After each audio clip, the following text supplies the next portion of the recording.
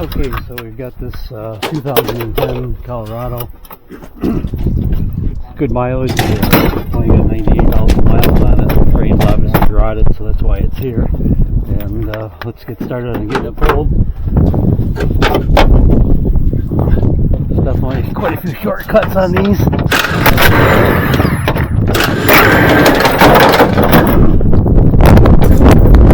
It all. Like how you would hold it home and I would line it in the field. The actual right way. Let's put it that way. But with the way that I do it, it's all about how quick, not how pretty.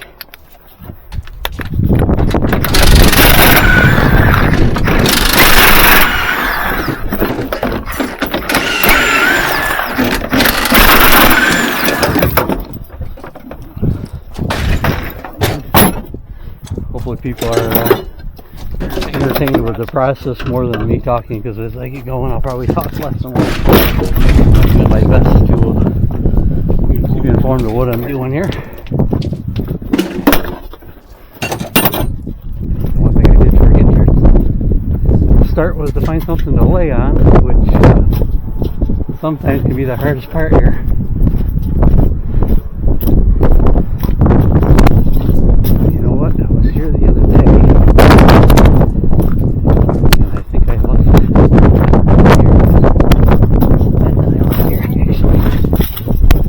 Dry.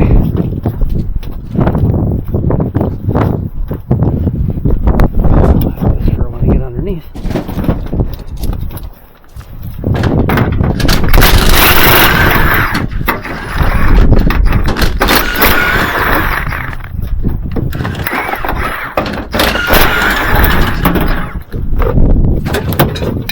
Oops.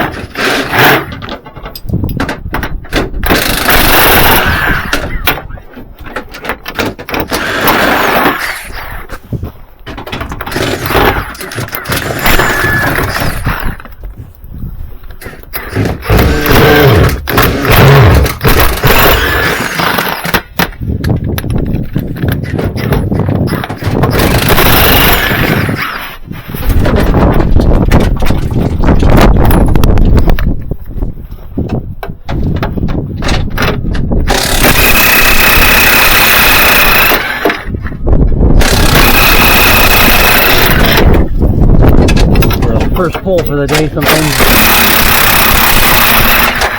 Just need a little while to get moving.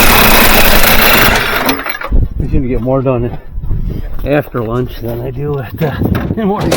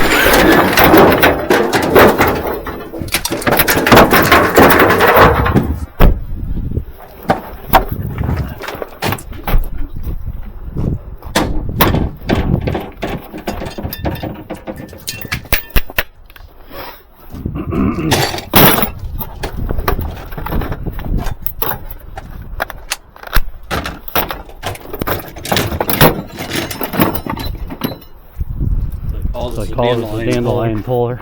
Remember the kid, my parents would tell me, go in the yard, and that's what you got.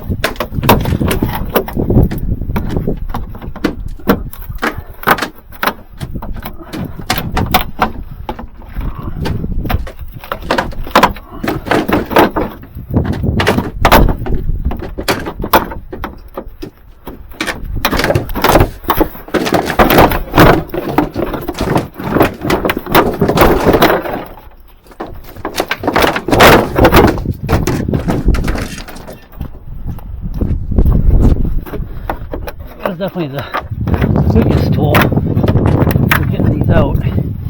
Even if you're trying to do it the right way, you can stick it in there and try to grab it. Most of the time they break anyway, so again, I don't care to save anything.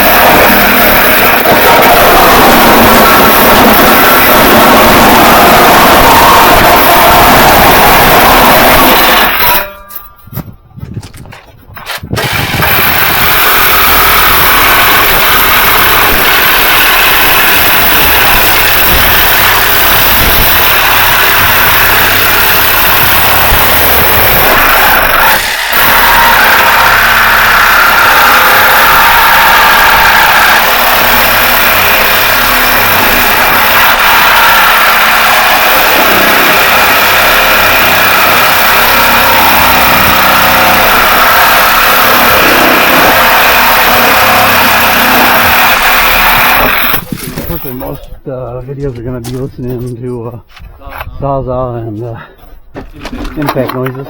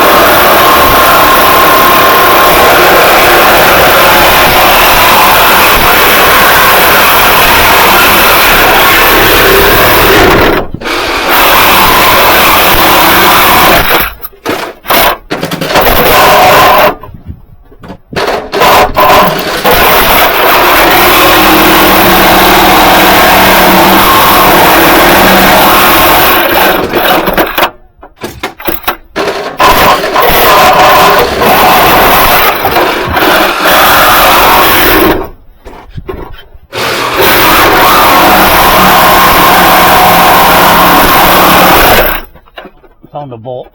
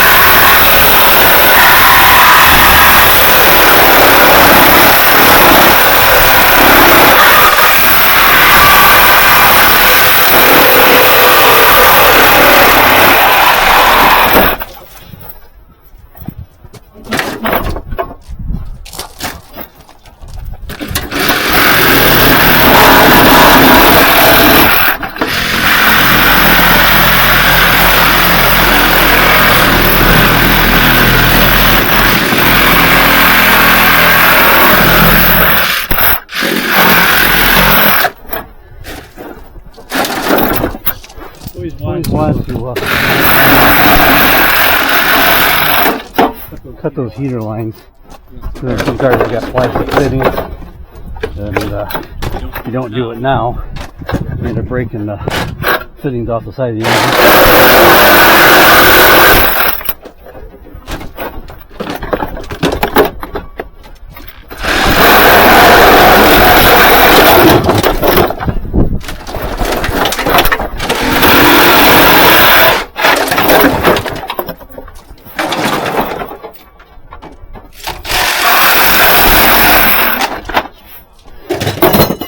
Okay, you see, a lot easier to get to the engine now.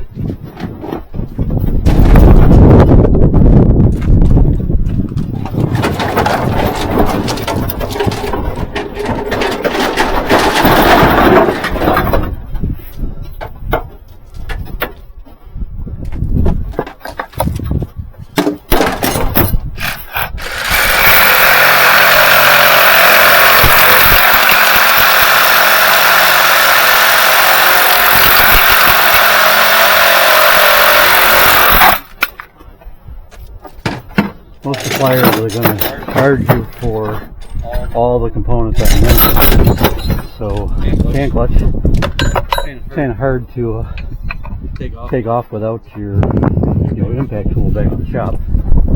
So, that's why I cut the blades off to give myself some room. Because I value my fingers.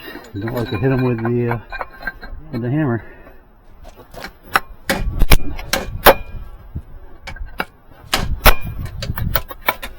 Good wax with a chisel.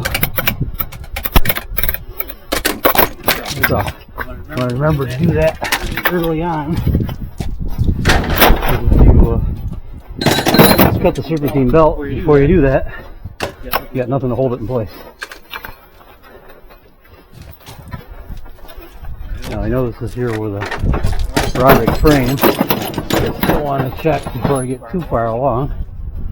Because it turns over. You don't believe how many times I got the engine all the way out, and it was either turns tight or doesn't turn at all.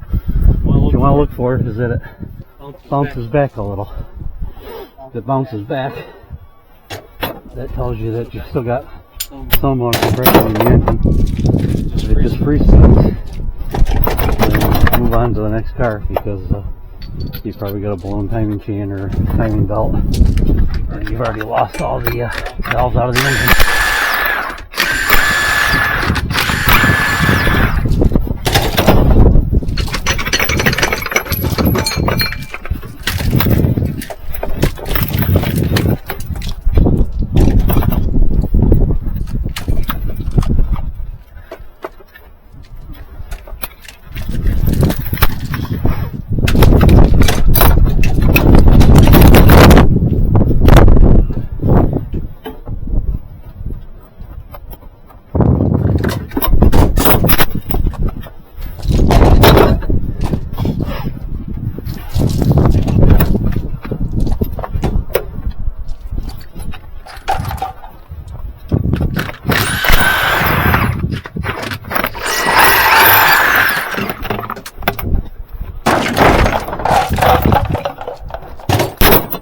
Something I often forget is the vacuum hose over to the booster, and that'll again break the nipple off the side, and you're going to have to change the intake, or your customer's going to have to change the intake, and they'll definitely complain about that. It's not that hard to do.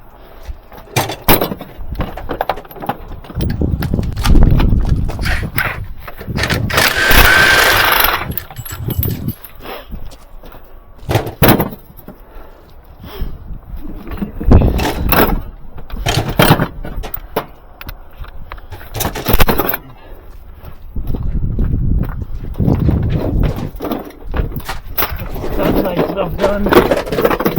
Right there. Cross member out.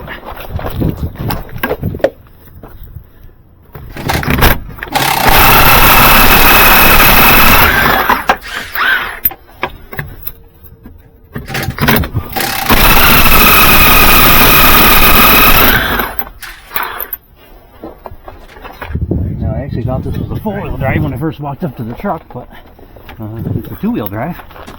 So I'll have to check to see if I actually need the transmission or just the engine.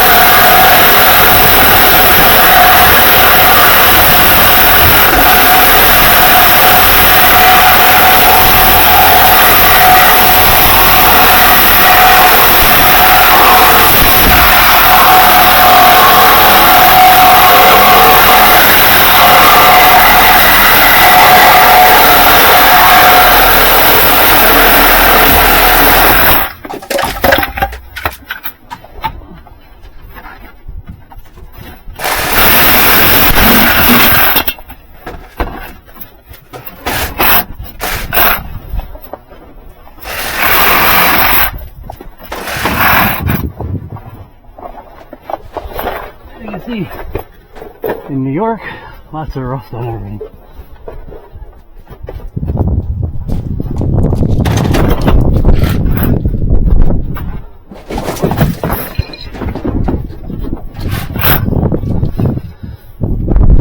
So, they put the rims in all the wrong places, so we're going to have to lift the car.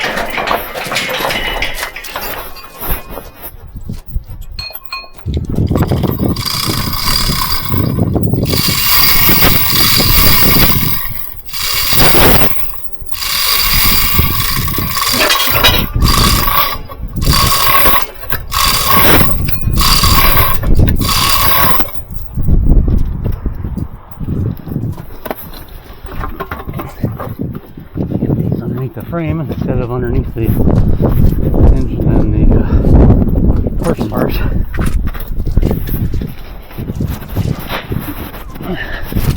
Didn't go high enough.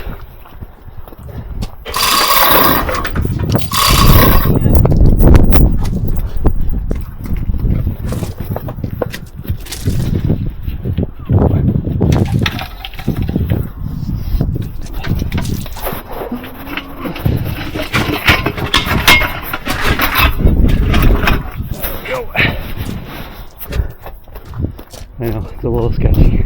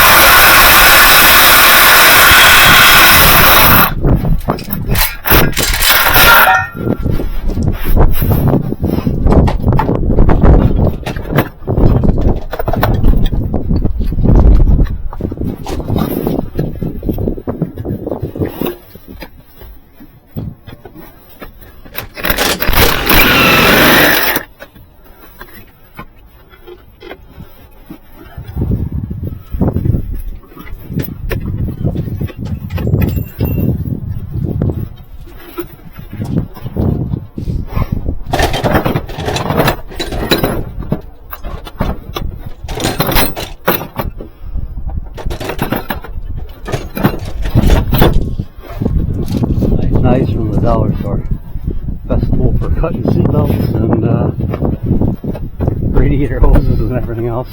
And they're only $1. So I keep extras in the toolbox for when I lose them or break them.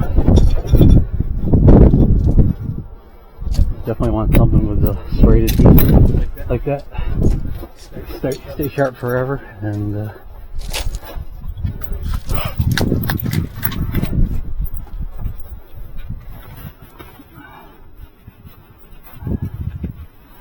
thing about these engines, they're never a good place to hook them because they take the color converters off before they put them in the yard, so you got no exhaust to tie to.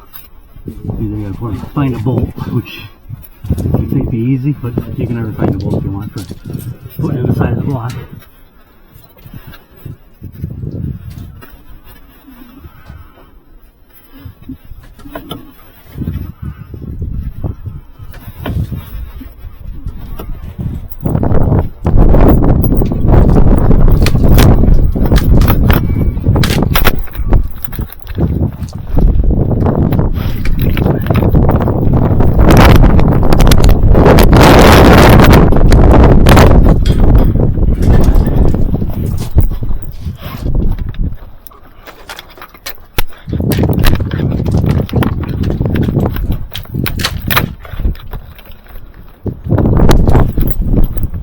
About these factory loops on the Fords and on the Chevys, they have actually extremely sharp edges. And if you tie the seatbelt through there, it'll cut the seatbelt almost every time.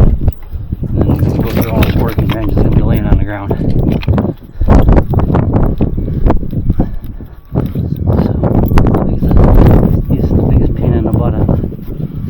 Colorado's is putting the seatbelt on.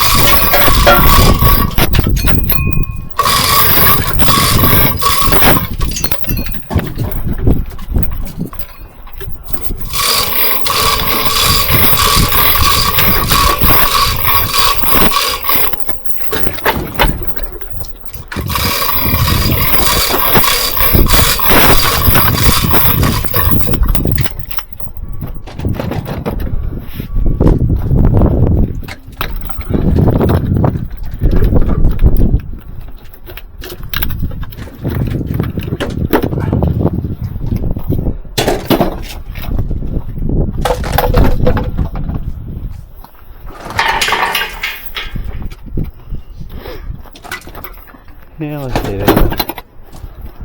Different yards are different ways. This yard charges for every piece. So you gotta make sure you take the throttle valve off, the power steering pump off, starter, alternator, all the little components.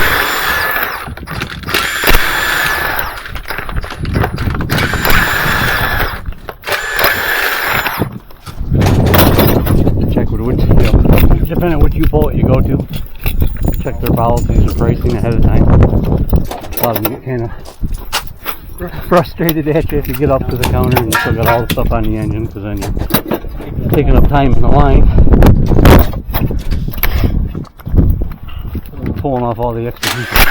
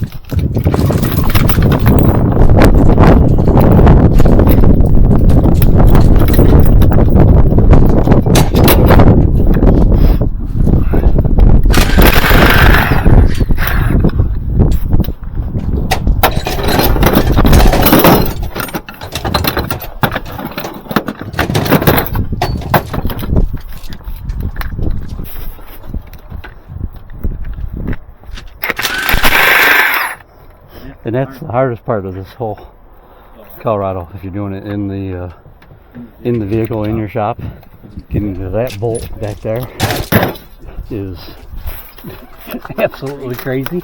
I've really found the only way to do it, if you're doing it, you know, back at the shop or in your driveway, is you have to, you know, basically get your radiator, get your air condenser out, get everything off the front of the vehicle, take the alternator, air compressor off, this hose off, and then you can finally see back behind everything. You get in there and undo that starter bolt, and then get to your torque converter bolts if you're not pulling the engine and transmission together. You know, in the vehicle, you've got all the structure in the way, and believe me, it is so tight in there. When I first started doing this in the yards, I would do it that way, and it would just take so long. It's so so frustrating to get to these bolts that I had to find a faster way.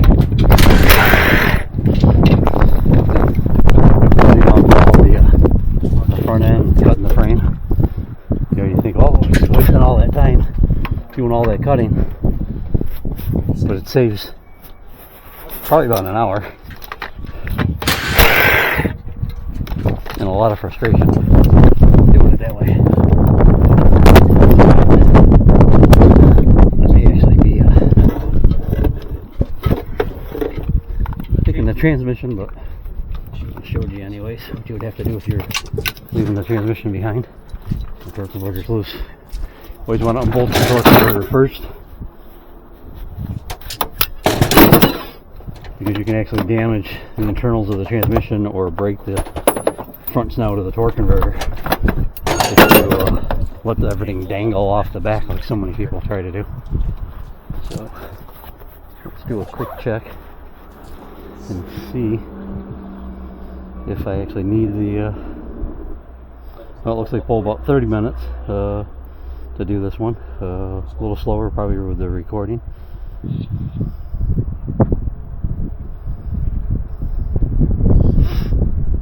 So I'll look up online quick to see if I need the transmission and what the value is of it. Engine I already knew I need it. So I got 3.7 two-wheel drive. I've got one in stock. It's not a huge value, but you know, with this mileage on it, not a whole lot of them available in the country right now. We'll go ahead and take it anyways. Work's already done. So that's it. Get this one loaded up and go to the next one.